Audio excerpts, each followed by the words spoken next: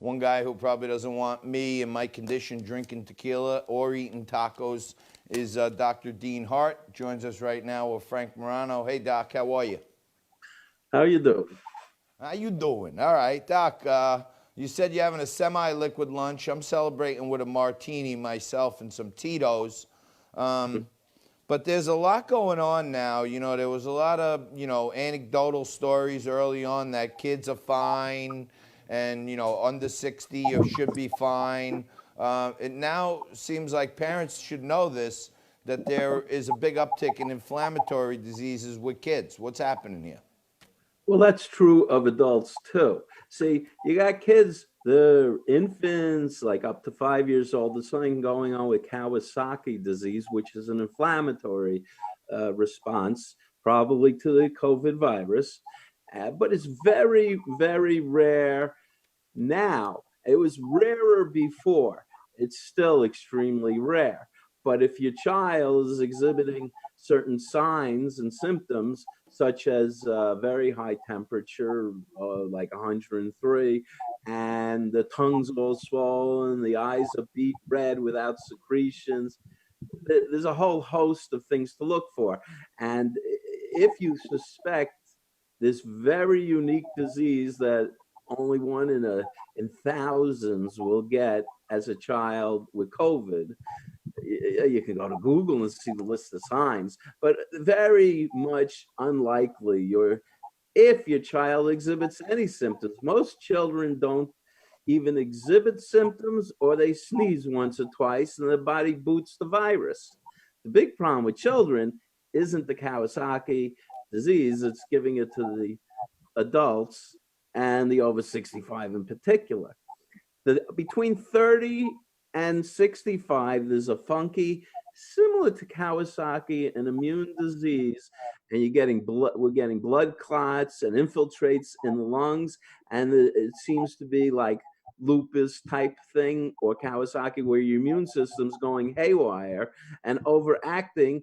It beat the virus, and then keeps going because it's freaked out. A bat virus inside us, immune system hasn't done this one before. Doc, Dr. Hart, there's been a lot of attention paid to the negative psychological implications and their correlated health implications, the uptick in suicide, the uptick in domestic violence, the uptick in alcohol abuse, the uptick in drug use.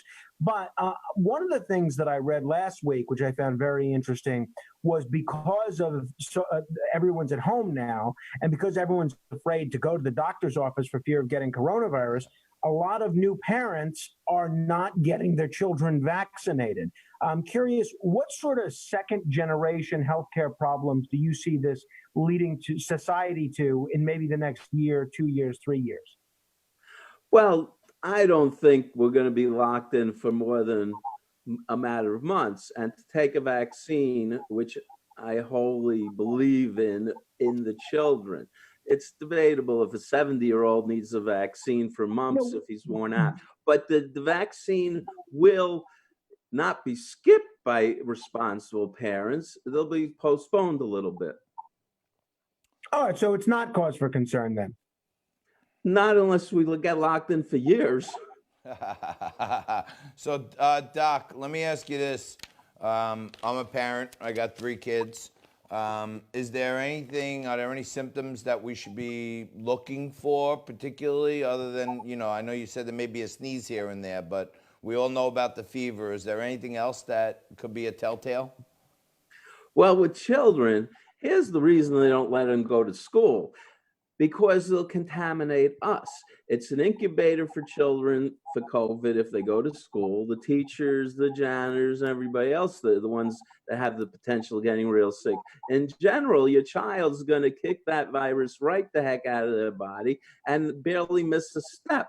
There's stories of people, COVID virus, with a little fever, skiing in Italy when they had it. There's all sorts of examples where the statistics show the risk for the child is very, very small for death, or even really a bad outcome with your scarring your lungs or anything like that. Children The biggest worry about children is they are uh, a germ bag that can contaminate older people that don't have as great an immune system as a child does.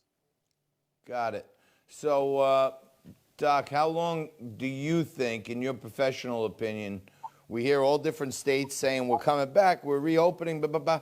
How long do you think we'll see tangible results of this affecting our society past May 15th? Well, it already has affected us immensely. And maybe we got a little closer to our kids if we can get out of here soon. My friend in Florida is now practicing medicine.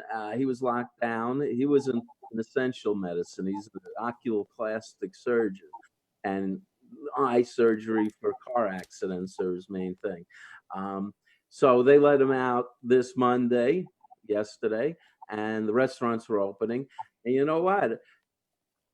New York's not going to be the first, and it's not so bad to watch and see the outcome. Georgia's done it. We got to open now for sure and do it in an intelligent, scientific way, in my opinion. The bioethics at first was we wanted to make sure the health system wasn't overwhelmed by huge numbers. So lockdown made sense in the beginning. Now unlock makes sense in a logical, scientific way where we can follow about are there reinfections? We still don't know if you can be reinfected. We hope not. Virology 101 teaches you most virus do not, that you get All right. immunity for some amount of time. All right. Well, thank you, Doc. Dr. Dean Hart joins us. He's an expert in microbiology. He's also an author of transmissions of viruses and diseases. Doc, thank you so much for joining us, and I love your new camera.